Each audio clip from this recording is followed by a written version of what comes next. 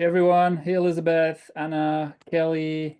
Today we'll have Kim and then I think Janet also showing us some We're done. content and tell us about their story. And if you have any questions, shoot them in the chat and I will politely interrupt Kim or Janet so that we can take the question right away.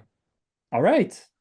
So some background on this, on today's webinar is the first one of our series of nonprofit stories, which is something we wanted to do to highlight all the amazing work that you guys do.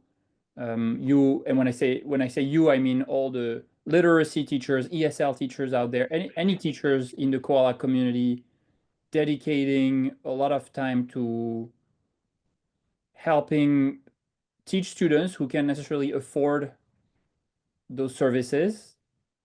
So we're going for our first episode ever. We're really happy to have Kim and Janet who are going to tell us about the Sonward Youth Program, which is an initiative to help kids in New Kensington, Pennsylvania, get access to literacy services. We know that the structured literacy instructions, especially for kids with heavy dyslexia, is very expensive. We know how to solve it. You need you need tutoring twice a week or three times a week, but it's you need to work with a tutor who has a lot of experience, a lot of certification, and there's only so many in the US, and there is it's not affordable for every family. So right now we're going to zoom in into this town of New Kensington, Pennsylvania, and Kim, who is from there, is going to tell us about the history of this town, why they need this service, and present what they do. And at the end, we're also going to talk about how we can help them. So, Kim, I'll let you take it from there. Thank you so much for joining us. Thank you. My name is Kim Lewis. I am the executive founding director of Sonward Youth Programs in New Kensington, PA. I'll talk about how it all got started in a minute. But just to give you like my little mini resume, I have a urban studies degree from the University of Pittsburgh. I have a master's in urban youth ministry degree from Trinity School for Ministry. I spent 5 years at Western Psych as a behavior specialist in autism.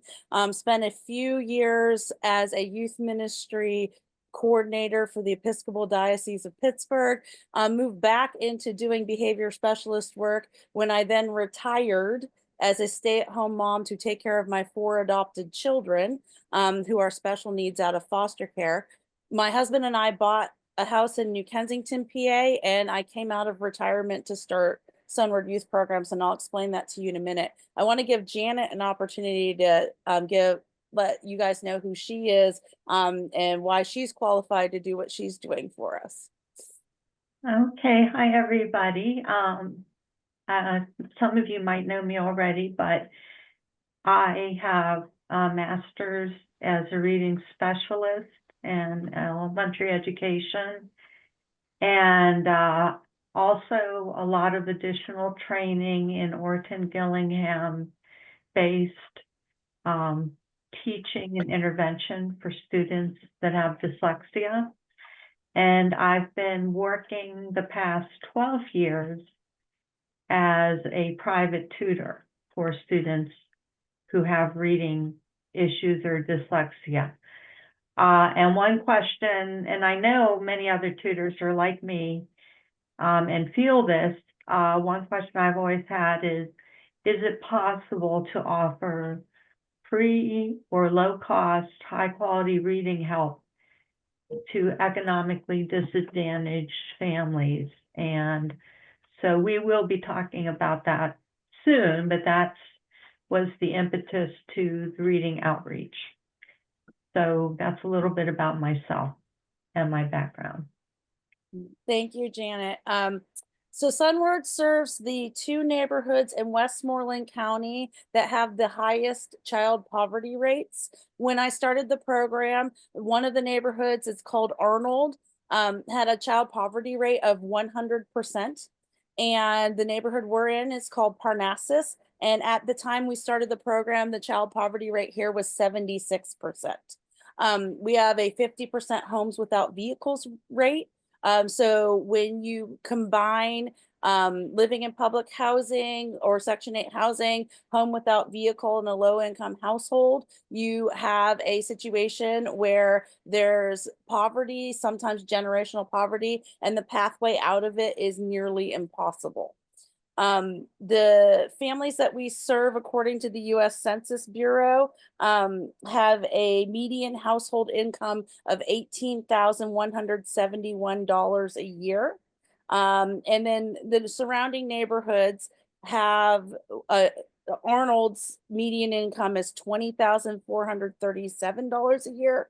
And then the neighborhood adjacent to the two neighborhoods we serve, where we have some of the kids, the median income is $36,846 per year. And that's current statistics according to the US Census and the American Community Survey. So when we look at the people we're serving, there is no way that they're meeting their family's needs financially without support and assistance. And there's no way, to Janet's point, that they could afford the type of tutoring that the children would need in order to get out of the academic gaps that they're in. Sonward is 14 years old this month. So we started this 14 years ago, and we are located in New Kensington, PA. It's a declining industrial town. We had aluminum here for a long time. The company's name was Alcoa. And when Alcoa moved out of the community in the late 1970s, it started a fast decline of what was a thriving downtown. Then we have a whole bunch of like little innuendos in history, like we used to be a mafia run town, and that's kind of interesting and actually something the town's proud of. Though I'm not, but they are. So, and because of the industrial decline, even regionally, there's lots of communities around Pittsburgh that are like New Kensington, PA, where there are little pockets of high poverty neighborhoods in smaller cities that mirror things that you would see in Detroit or the bad parts of Pittsburgh, or other big cities. Our community mirrors those hardships, those needs, and those income levels. Sorry, there we go. So Sonward started because my husband and I bought a Victorian house for $20,000 on Fifth Avenue in New Kensington, PA. And we fixed it up to move our family into. We had been living in a 2-bedroom house with 4 kids, and we were done with that because it was not enough space. So we bought a 15-room Victorian. So we moved into the community, and before we moved here, we realized, or we checked crime rates and everything. We knew it was a lower income community, and that didn't scare us. We checked the crime rates and everything, and it was, there was nothing really going on that was concerning to us. We knew there were, some drugs and different things going on, but it didn't seem like anything different than when we lived in the city of Pittsburgh. So we're like, sure, we'll move there. On top of that, our family is multiracial. So we were moving to a multiracial community.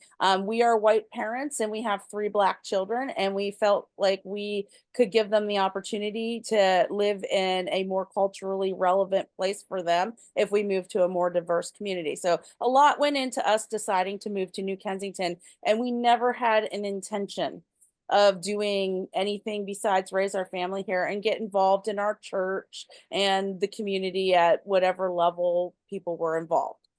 So once we moved here, within a couple weeks, a police officer was shot less than a mile from our house. And we were like, okay, that's interesting. A week later, somebody was shot outside the grocery store and died. The kid, that guy's son ended up being a Sonward kid. When he died, his girlfriend was pregnant with that kid at the time, his child, and we connected that later. So then we're here and we're like, okay, we'll navigate this, this will go away. Then I was sitting on my front porch, and at the time I was homeschooling our 4 children, and at the time they were 3, 4, 5, and 7. And we were sitting on the front porch doing a reading lesson, and I noticed this group of 30 children just roaming the streets, and the kids were the same age as my kids. And maybe there was a 10 or 11-year-old that was responsible for the little kids. And I'm like, this is not okay. This is absolutely not okay. So this put a fire in me to take what I'd been trained in, and because I knew I could do something about it. So I started with an Easter egg hunt in April that grew into a week-long soccer camp that following June. In the fall, launched a monthly art class that grew into a second summer of a soccer camp. The next year, the art class became a weekly art class that then grew into a 2-day a week after school program. And as the years went on, we ramped up the programming. And right before COVID, we were a 4-day a week, 4-site after school program with a workforce development program for 4th to 8th grade, a teen employment program for teenagers to be mentors in our programming. We had sports camps, we had a community garden, we were serving community meals, and we were doing a full math tutoring program at the time. And then when COVID happened, we tried to maintain our teen workforce as much as we could. We passed out meals, and eventually funding ran dry and we were shut down. Lost 90% of our funding and closed for 2 years. So we realized that the program needed to start again when in July of 2022, a group of 7 teenagers were trying to collect a drug debt from a 40-something-year-old father in the community. And all 7 of these teenagers had guns, and they murdered the man. And 2 of the teenagers that were involved in that situation had been in our program before, but we had lost connection with them, not just because of COVID, but just in general. The one teenager, he was the sweetest kid you could have ever known. And when he was in 5th grade, he started coming to our program, and I realized there was a discipline situation, and we have some rules that we follow. And when there's a conflict or a discipline situation, I sit down with whatever's going on, whoever's involved, and we sit and we read through the Sonward rules. We review them, we review the behavior, and we review how to take a corrective course of action. So I pass out the rules to this kid when he was in 5th grade and his friend who were arguing, and I sit down and I'm like, we're going to all take turns reading a rule. So we're going around and we're each reading a rule, and we get to him and he's just acting up. And but he was a sweet kid and he always listened to me. I'm like, what is going on? So I finished reading the rules. I sent the other kid out of the room and I looked at him. I'm like, can you read? He said, Miss Kim, I don't know how to read. I said, but you're in 5th grade. How did you make it to 5th grade without learning how to read? He goes, they just keep passing me. He was from a situation where mom was working. Mom loves her kids, but because she had to work so many jobs to keep her household going, she wasn't around, and the kids were raising themselves and eventually turned to the streets. So our board and some community members and some parents, we all met and we're like, okay, we've got to relaunch the program. We need a strategy. So the day that we had our strategic planning meeting, we had $50 in our checking account. And that $50 paid for the food that we provided for everybody who came to the meeting. And we went and we took like an 8-hour day and we made a strategy. And we said, we've got to relaunch the program. What is it we're going to do? How are we going to accomplish this? And we identified that there are 2 things that that cause someone to turn to the streets who otherwise would not. And those 2 things are no hope that they can be successful in education. So this particular kid, because he couldn't read and he didn't want anybody to know he couldn't read, and he hid it very well, he gets to high school and it's all reading, everything, every subject, including math. You have to be able to read and comprehend. He couldn't do it. So he acted up and he ended up expelled from school, and that opened up the streets for him. So he had no hope for success at school. And then the other thing is no hope that you can earn living wage legal money. This is a kid who never saw a man in his life work a job. His mom worked. She did a great job. She took care of the family, but she was always gone. Couldn't shape her family. And maybe there's generations of people who couldn't read in his family, not just him. I don't know. I don't know the history, but he had no hope that he could have a living wage job because you have to be able to read. So the underlying issue was he couldn't read. And then he ended up in this situation where he's participating in a murder. And unfortunately, in that particular situation, it was a 14-year-old who actually killed the guy, which is ridiculous. And he's not even 18 yet, and which is just heart-wrenching, heartbreaking, should have never happened. But if we want to keep kids from turning to the streets, the two things that we needed to focus on were giving hope for success in education and hope for success in a living wage employment. So we were able to do the living wage employment part. We started the Yard Ninjas, which is our landscaping business that we operate, and we have a teen employment workforce that works the Yard Ninjas, and they get probably 20, 25 hours a week of pay, and they're taking home money, and they're paying for their own football uniforms and sneakers and buying jerseys and able to eat out and do things that in their income level a teenager normally wouldn't get to do. They don't get to be normal teenagers. And because of the Yard Ninjas, our kids get to be normal teenagers. Oh, and the one thing I also want to point out about that, the shooting, there were 7 teenagers there, and the drug debt was $230. So they were basically going to walk away with $30 each from that if they had collected the money off the guy. And we do employ teenagers for our after school program. And every teenager who comes to mentor the younger kids gets paid $30 a day. So the kids that participated in that murder were ready to kill someone for $30, which is utterly ridiculous. And they ended up in that situation because the streets called them, because education was not something that they thought they could do, and legal work was not something that was ever modeled for them.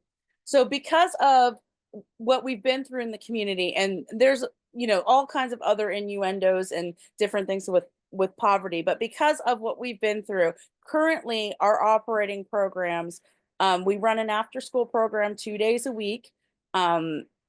We run a mentoring program. It's called Elevate Lunch and Learn, and it's a STEM learning program where we bring in adults. Janet has actually been a mentor for us, and the challenge of it is we provide a STEM challenge where the adult and the kid both don't know how to do it. And then we give them this challenge, and together they have to communicate through how to figure out how to make an electrical circuit, or like we did the end of last year, we did build a house, and then the big bad wolf is going to come in and try to blow it down, and different stuff like that. And they have to accomplish that challenge. And through that Elevate STEM mentoring program, we've been able to improve communication skills of the kids in our program and problem solving skills, and have another meaningful relationship with adult in their life who's a positive relationship. And they're seeing, oh, this person owns real estate, and this person is a window washing company. And Janet, when she was there, she's a reading tutor and a teacher. And this person, and they see, oh, there are all these different career pathways. Plus, we're giving them STEM experience, which potentially could lead to other career pathways. So it opens up the different career pathways. Well, through Elevate, Janet and I got more connected. We've known each other for many years, but we got more connected, and she started to see a pathway through Sonward that if we put it under a similar model or a similar system, now the work that she's been doing in the community, and I'll let her tell you about that when we get there, but the work she's been doing in the community has a direct connection into what we're doing, or it has a direct connection in the pool of kids who need the services she provides. So the reason reading is so important to us is because we have a high concentration of kids who are over 1 year behind in reading in school. And when you get to the point where they're getting into 7th and 8th grade and there's more expected independence of general ed kids, those kids who are behind on reading are now getting further and further separated from their peers and their ability for academic achievement. One example I have is we had a girl, and she actually was in our tutoring program for a while. She was in 7th grade and she was reading, she was basically a non-reader. And in 7th grade, she was put in 7th grade literature and 7th grade history, and they expected her to accomplish it by listening, having an iPad read to her, and having adapted questions. But the problem with that is if you can't even read, how do you comprehend big words? So if she can't read cat, how does she know what entrepreneur means or whatever the big word is that's going on? And one of the things that I do is I go to IEP meetings with our families because we do have parents who had their kids as teenagers and now their kids are in grades that are higher than they even got to in school before they dropped out. We have parents in our program who were 14 or 15 when they had their kid who's now in high school who needs an IEP and they don't know how to navigate that. So this particular girl, I went to the IEP meeting and it was very hard for the teacher to understand that her avoidance behaviors for going to her English literature class was because she didn't even understand what was being read to her, let alone being able to read it. And eventually we fought and fought and fought and got her placed in a school that was able to adapt the content she needed to learn down to her reading level. And then we got her into the reading program before she moved away this year. Reading's so important because when they get to high school, and you guys all know this as reading specialists, when they get to high school, bridging the gap when we get there is so much more of a challenge and takes so much longer. And there's so much more at stake for many reasons. I just wanted to give you some research-based connections why reading is such a hardship in a high poverty community. First of all, there are health and developmental challenges. The healthcare for people in poverty is harder to navigate than it is for people who aren't. There's things that that get in the way of cognitive growth and early reading readiness. Parents, I talked about this a little bit. Parents who are in economic hardship have a reduced ability to support literacy. I know in my house with my littles, we read lots and lots and lots of books every single night. They sat on the couch, sat on our laps. They brought us the book they wanted to read. We had their favorite books memorized and they could turn the pages and we could read them from across the room. They were getting those pre-literacy skills, and then they were taught how to read in a very structured and appropriate way. When you're in a home with economic hardship, sometimes parents can't even navigate the homework. And our school district has even gone as far as not even giving homework because nobody brings it back the next day. We have fewer resources. We have qualified teachers, but they're spread thin, limited materials. There aren't a lot of extras in our district that can be part of supporting the kids. Summer learning loss is huge here. I was talking to the principal of the elementary school, and he said that the kindergartners from last year going into 1st grade had lost all of their reading prep over the summer. So when they got to 1st grade this year, they had to start over. And that feeds into what we're going to be doing this summer, which I'll share with you after Janet has a chance to speak. And then long-term impact. I mean, we've talked about it. There's not a hope for meaningful living wage work. If your reading level's low, you're not going to make it in school. And if you do graduate, your grades are going to reflect that. And then if you're unsuccessful academically and you're feeling discouraged academically, how are you going to be successful in a career? And how are you even going to make a living wage if you haven't ever seen somebody do so or seen those solutions? So at Sonward, we are committed to actively providing solutions. I'm not here to figure out why this is a problem. There's research that tells us why. There's cultural things going on in our school district. I'm not going to sit here and point a finger and place any blame. At Sonward, we want to be the solution. And bringing Janet in and the work that she's been doing in the community is the solution that was, divinely given to us, and we decided to move forward with that. So at this point, I want to give Janet the opportunity to share what she's been doing and how the impact it's had. Okay, thank you, Kim. All right, so when Kim talked about us reconnecting, last year I volunteered at their Elevate mentoring program, and I have been doing a reading outreach tutoring for up through that point for 3 years during the school year. First year, I did it in space at our church. That location wasn't ideal. It was sort of remote, hard to get to. It wasn't reaching the greatest need, but we started there, and we started small. And then I did move to a location in New Kensington. The Salvation Army had gotten a school building, and that's where their center was.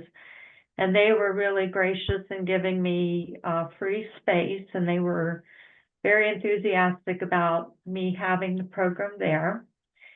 So I did it there for 2 years, and during that second year is when I went and volunteered at Elevate. So I was sitting in the building where Sonward is on Saturdays, and hearing that every Tuesday and Thursday they have from 25 to 50 kids who are already coming to an after-school program. And that was what drew me to talk to Kim about moving there, because everything I had where I was wonderful, but there wasn't any program in place that was already bringing kids in after school. So not only did I have the challenge of getting volunteers, but I had the challenge of getting the word out and getting kids to come there. And here, where Kim was, we had kids already there and already coming regularly. And surely some of these kids would need some reading help. So it made sense to explore that with her. And that's how we got started with doing it this year. So basically, like I said before, my question was that I've had in my mind and on my heart was, is it possible to offer high quality reading help and that's free or close to free in an economically disadvantaged community? And so this has been a 4-year experiment that I'm working on, and along with Kim and along with other people, and developing and tweaking it.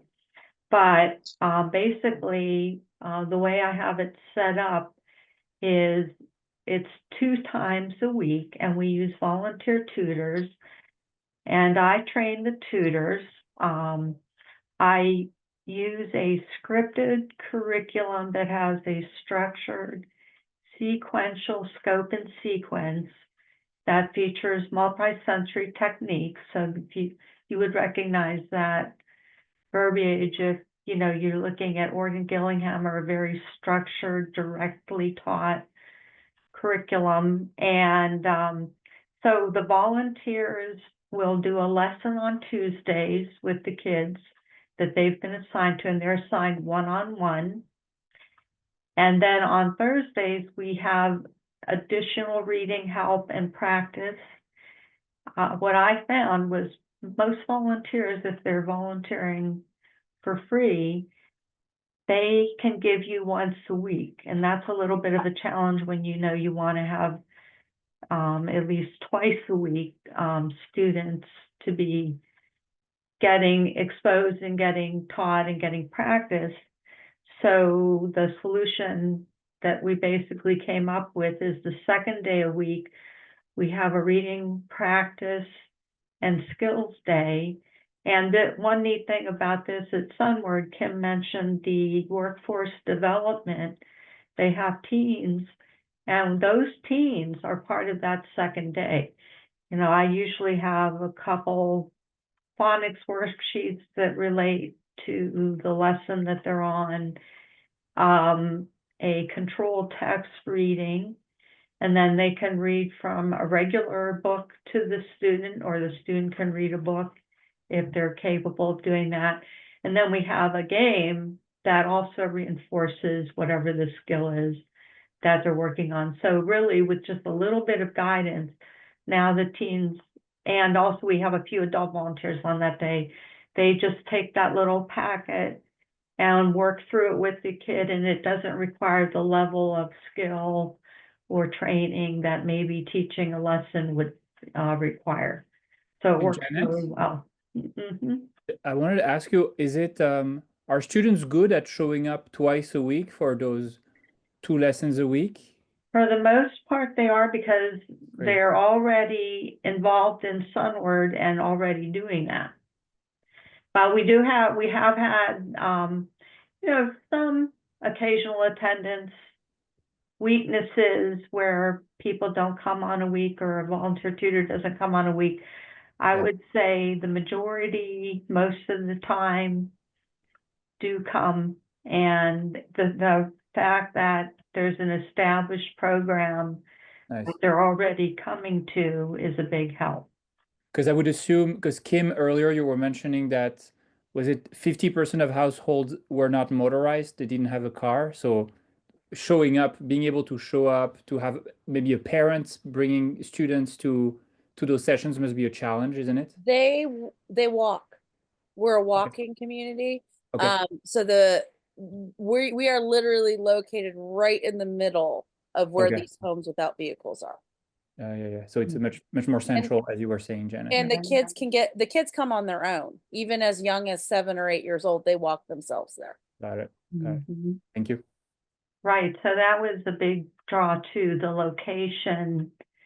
You're right where the need is, and it's accessible for the kids that come to the program. Yeah.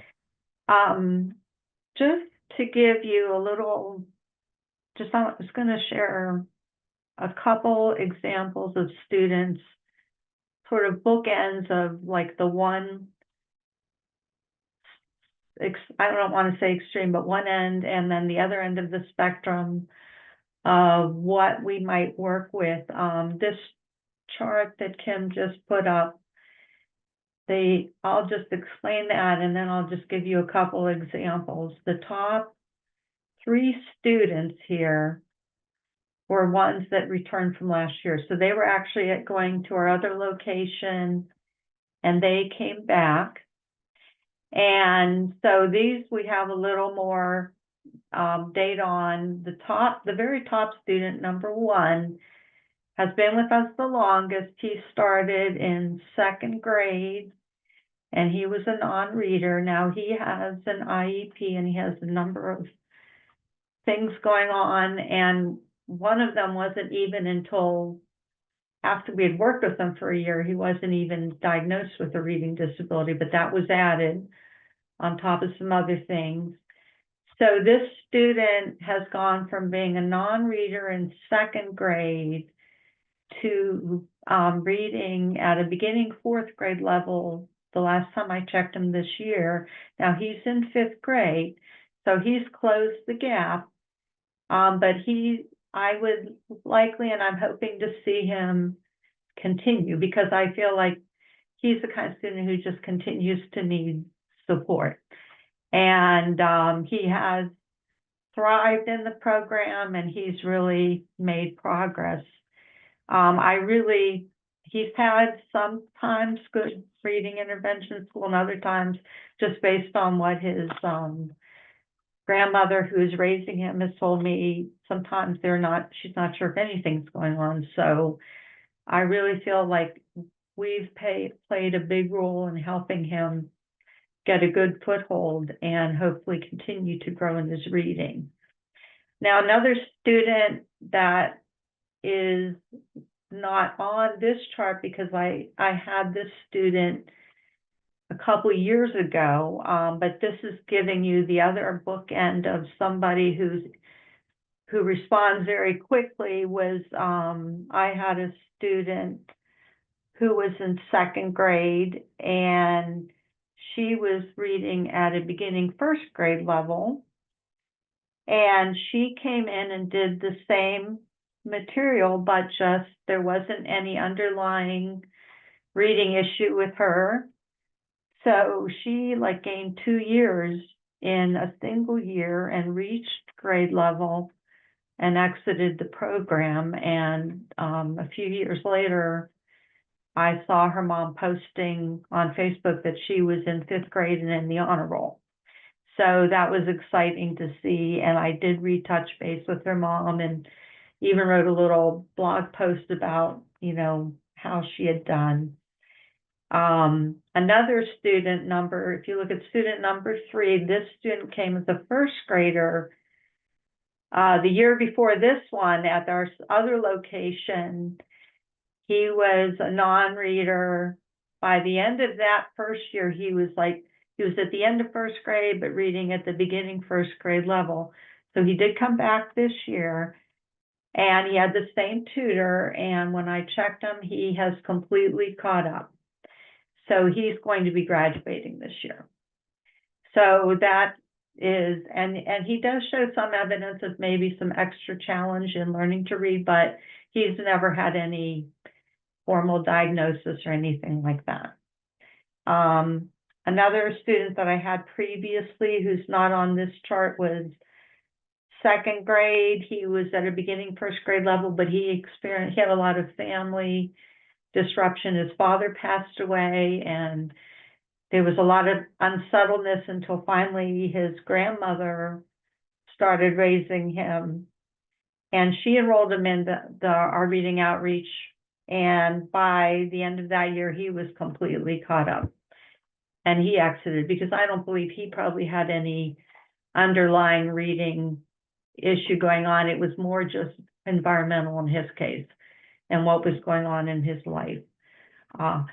So some of all the kids who were under this blue line were tested and had one-on-one tutors this year, and most of them, they all gained at least a year in reading progress. Amazing. And one of them caught up, but the others maybe have a little bit more to go. So we're hoping to see a little more work with them. Did you have a? I just said amazing. That's Okay. very solid, return on investment here. Yes, yes. Very concrete.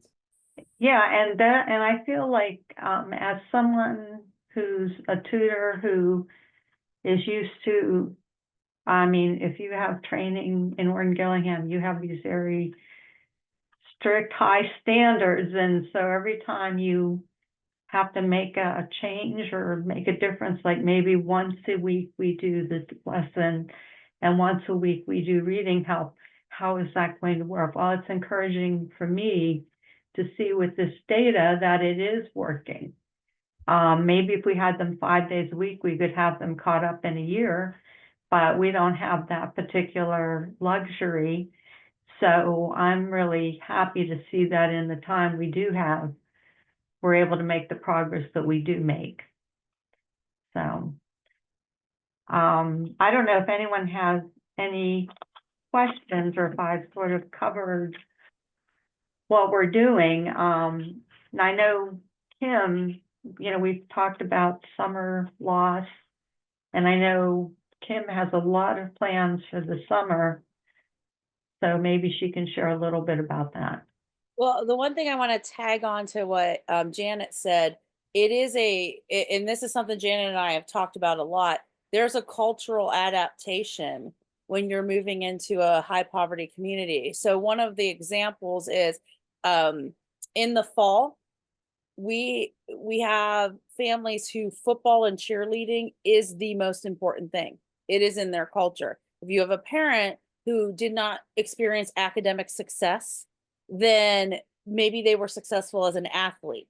So for their child to feel included and comfortable and to move forward, they might think a coach and that activity is the pathway to success for their child, even if their child has a reading gap. The other thing is, if the school is not picking up on the reading gap and communicating with the parents that it exists, then we're figuring it out at the after school program. And it's a little more of a delicate situation, because there's times where I have to go to a parent and go, hey, when we did this activity, I noticed this. Can I have them tested by our reading specialist? And that's delicate. And then when it turns around and they need to come to tutoring 2 days a week, and it's the football cheerleading family, that's challenging too, because football and cheerleading happen during the tutoring. So we have a saying at Sonward: it's not good, it's not bad, it's just different. And we have different cultures clashing together, trying to figure out how do we move forward with what's best for these children, because all of it's intended for the good of the child, and everybody's, from their perspective, none of them are wrong. It's just figuring out the priorities, allowing the parents to be in charge and make the choices, and then going, how do we fill in gaps when the culture is different than ours? And that's what led to our next step this summer, reading focus. So one of the things, Kim? yeah. I'm sorry to interrupt. There's a question before you start about this summer. Okay. Question from Anna. I'd like to know how you can get set up as a charitable organization. I have wanted to also help students with free or low-cost tutoring for a couple of years now, but I don't know how to go about it. So, Anna, I'm going to recommend, that's a long conversation. So I'd be willing to email back and forth with you about it. But the bottom line is, you're going to have to set up a 501c3. And there's ways to do that. Sonward, I'm the founding director, so we started this from scratch by just doing outreach in the community, and then moved into being our own organization. And then Janet brought the outreach to us. So there's two pathways, and I'd be happy to email back and forth with you about getting your own set up. But there's also the option that if there is one that already exists near you, piggybacking on a charitable organization that exists. If I can insert in that, Anna, that's what I'm doing. I'm not a 501(c)(3), Kim is. And I'm just an individual who said, hey, I'd like to bring what I'm doing into your organization. So I didn't have to go do all that, but you really have to find the right place to connect with that really wants you there and that you can work with. Yeah. Yeah. So yeah, but Anna, like we're going to give you an opportunity to reach out and connect with us. I would love to have that conversation with you. So, well, let me tell you about what we're doing this summer. We already have a 3-day-a-week lunch program, and the kids come to me. The city alarm is going off right now. My dogs might start howling. I just apologize, but we'll keep barreling forward. So the kids come, and we call it a lunch and learn, and they come and they eat lunch, and then we do an hour and a half of enrichment stations with them, and they come to us for 8 weeks. So this summer, we do a station that's a community garden. We do a station that's a team building station. We do a storytelling station, different activities. We do arts and crafts and science activities and a whole bunch of stuff. And they come to us about 22 times in the summer, and we just make their summer great for them. We are what the kids look forward to in the summer.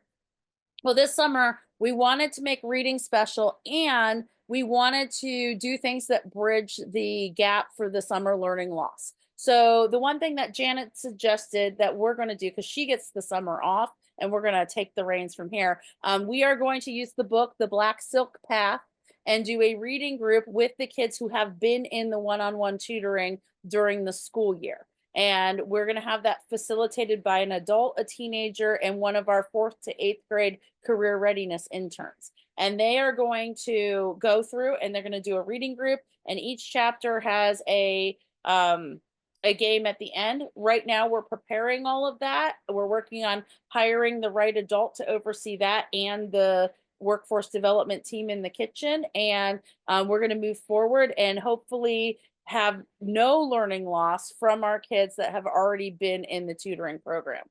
On top of that, we want to give a reading focus to all of the kids. So we have a banquet coming up on May 4th. It's May the 4th, so it's a Star Wars banquet. And so in our Star Wars banquet, we'll be honoring all of our volunteers and all of our parents, and the kids are going to get a reading backpack. The United Way is giving us 400 books that we're picking up next week. We're going to divide them between 100 reading backpacks, and this It's Fun to Read flyer on the right side of your screen will be in every backpack. It's being printed right now on a nice like a nice cardstock glossy print piece of paper. That'll be in there. They're also going to have this home reading log. And one of the things that we had to consider is, if it's a family that does not have a habit of reading yet, how do we equip them to have a habit of reading at home and make reading a time for parents and children? So that is why we're providing them with this flyer that has all the different ways and reasons that they could read with their kids. And then we're going to give them books, and then they'll have some books to read with them as well. So that we want to provide for them things that they might not already have and equip parents. And we have to consider also the social emotional learning aspects of, a family that doesn't have a habit of education in the summer or reading. We're going to give them the tools they need to have it in a very non-patronizing and supportive way. In their backpack, they're going to get this home reading log, and that's going to help with the thing that you see on the left. And the left is the flyers on the left. The kids are going to adopt a locker pet. So what this is we have lockers, and every kid has one with their name on it, and they're going to get a little 3D printed animal that they're going to adopt, and it has a little dome cage that's going to be in their locker. And in order to feed their locker pet, they have to earn coins by reading. And so there's the rules and the responsibilities for taking care of their locker pet, what they're allowed to do and not allowed to do. And then their locker pet adoption certificate, and they get to name them, all this fun stuff. And that is their reading buddy. And every single day in their group, they're divided into groups with teenagers who are a part of our workforce development program. They're going to have a passage to read, and it's going to be at their reading level. So I've already generated a whole bunch of passages about the same topics, but at different reading levels for the different groups. And that is going to be how they earn the coins for their locker pets. And their home reading log will also earn more coins for their locker pets. The last week of the program, we have a local business that is right now making us keychains and soaps and bath bombs and a whole bunch of different stuff. And she's going to come in with a prize table, and all the coins that their locker pet ate all summer will be able to be used to buy prizes off of her prize table that she's creating for us right now. So there's all of this motivation and incentive to make reading fun, because what I want to do is make it fun for the kids. Because right now, if you ask the kids, do you like to read? Oh, no, I don't know. It's boring. Well, we're going to make it fun. We have a LED sign with a dragon that says reading. We have all these things that we're going to pull out for the summer. We're obviously doing a dragon theme. And we're going to have reading dragons. And then we're also on rainy days, we have fairy gardens that we're setting up. and the fairies are going to move inside on rainy days, and they're going to be reading fairies. And so they're going to have the opportunity to send mail to the fairies, and the fairies are going to send mail back to them, and all of these different things to make it fun, to make it exciting. We're working on not just having those backpacks go home at the beginning of the summer at our May the 4th banquet. We're going to give them those, but we want to work on building up a library of books that maybe once a week they can pick a book. And if it never comes back, we're okay with it. But if they come back and trade it, that's fine. I discovered a new book that that I just read. It's called IBL, and it's a chapter book. It's more for my middle school kids, and it's a story about this girl who moves to Alaska, and she was in virtual school, and then when she went in person, all her classmates were headstones in a cemetery. So it was a thrilling book, and I'm like, okay, we're gonna read this with our middle school kids and just have this, like, let's make it fun. Let's not go, oh, reading is boring, it's for school, and it's something we don't want to do. So we're finding ways to incorporate reading all summer, because the fact that the entire kindergarten class lost all of their reading skills in the summer is not okay with me.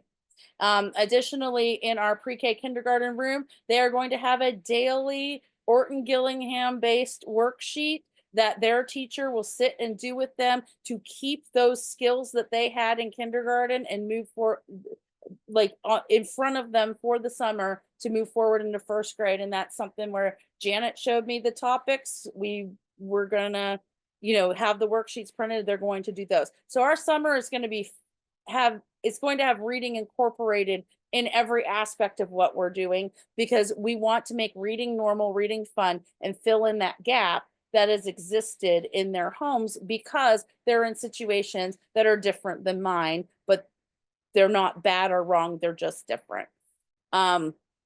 So that's our summer program, and I would like to open it up to questions. The one thing I want to say, here are opportunities to connect. We have QR codes here. There's our website. We have QR codes here. You can sign up for our newsletter, and that's how you can get in contact with Janet and I. There, you can check on the form there exactly how you want to connect with us. We have an Amazon wish list, and our Amazon wish list is full of items for the broader summer program, not just the reading part, because in order to read, you have to give the food and have all the different activities.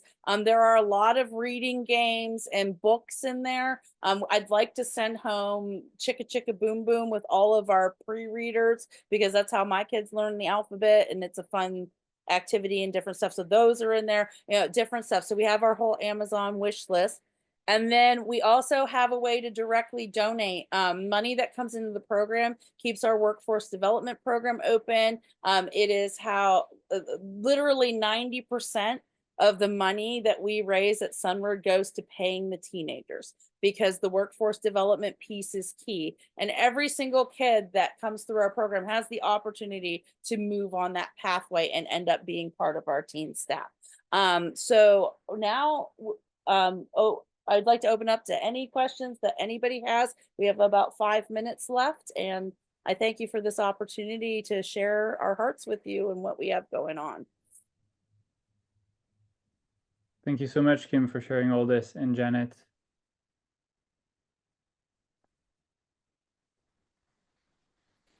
I also added links in the chat for the things that Kim mentioned, in case that's convenient for some people. Yeah, thank you, Janet. And I'm on the Amazon wish list. What's the most important items that you need at the moment? There's a lot. Yeah, Yeah. there's a lot. I mean, we could use everything, but let me pull it up and look at it, and I can tell you. We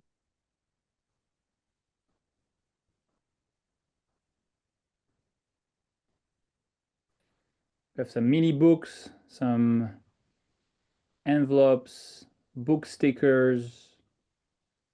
I would say with you guys being reading people, anything that has to do with the reading games. I will tell you, we do have a community garden. I have 10 little kids garden tool sets on there for our pre-K kindergarten kids. That we're trying to do a lot of our reading stuff also outside in the garden with the fairy gardens, because they're going to come in when it rains, all of that stuff. So a lot of that stuff will be incorporated directly into all of the stuff we're doing for reading. Yeah, any of the books, the Orton Gillingham materials workbook that's in there, we definitely need that. We need one more set of the clear backpacks. Those are our summer reading kits. We've had 2 given already. We need one more set of those. Yeah, those would be top priority. And then there's the 6-piece mini 3D printed Easter dragon eggs. We need those because at the end of the summer, for accomplishing the entire summer program, they all are getting their own dragon to take home. And we'll probably have 60 to 70 kids to send those home with. So if that's helpful. The mini envelopes are for writing letters to the fairies. So Nice. Does the fairies do they respond sometimes? yes, they're gonna write back and put the letter in their locker. We have one 5th grader who's in career readiness. It's going to be her job to write the fairy letters. She's really excited about it. That's great. That's great. So we're just trying to make reading magical this summer. Like when I was a kid, it was magical. Yeah. And it's not for them. And so let's make it magical. And speaking of magical, the books that got me interested in reading were the Harry Potter books. Oh yeah. And as a kid, I mean, it was really hard for me to get.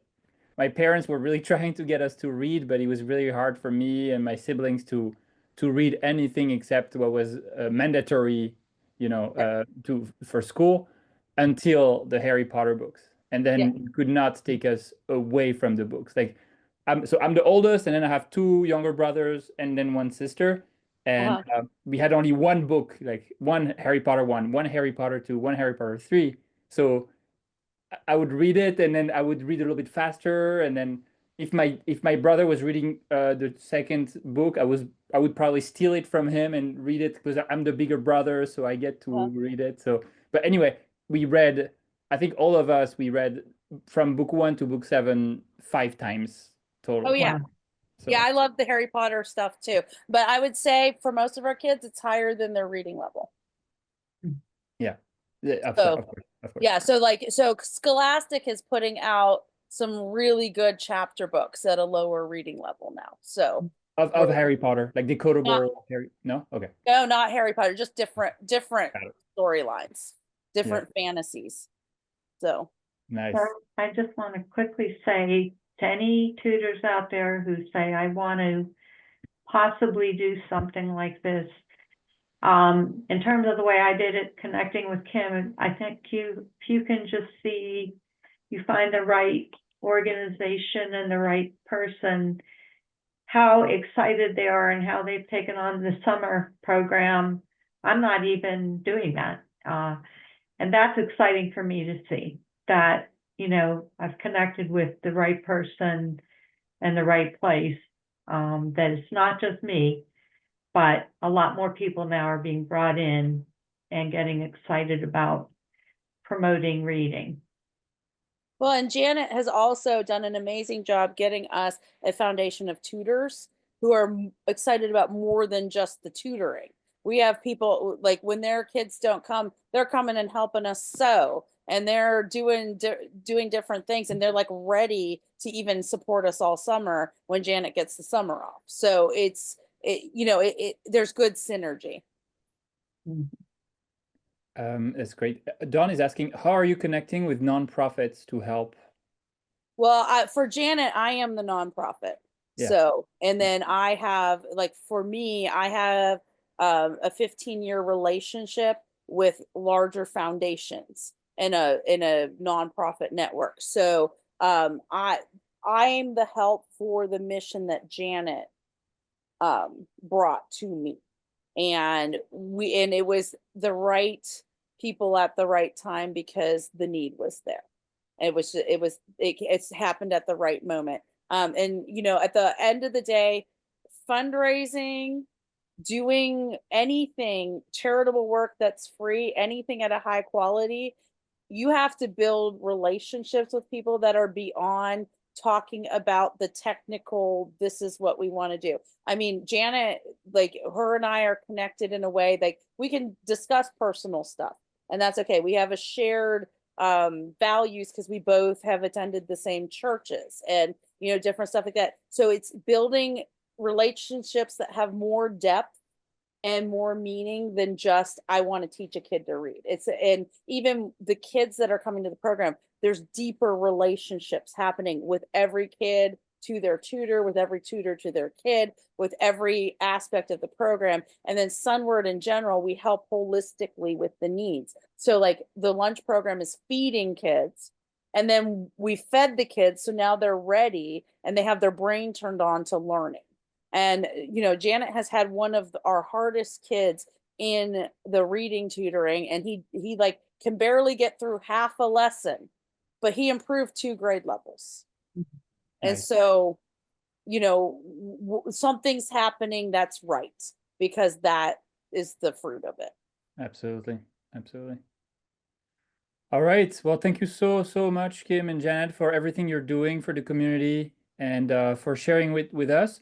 You will be able to find this recording on our Facebook group and on YouTube very soon. And we hope to see you again, and so you can keep us posted on your progress. Hey, thank you for having us. Thank Of you so course. much. Absolutely. Take care. See you, everyone. Goodbye.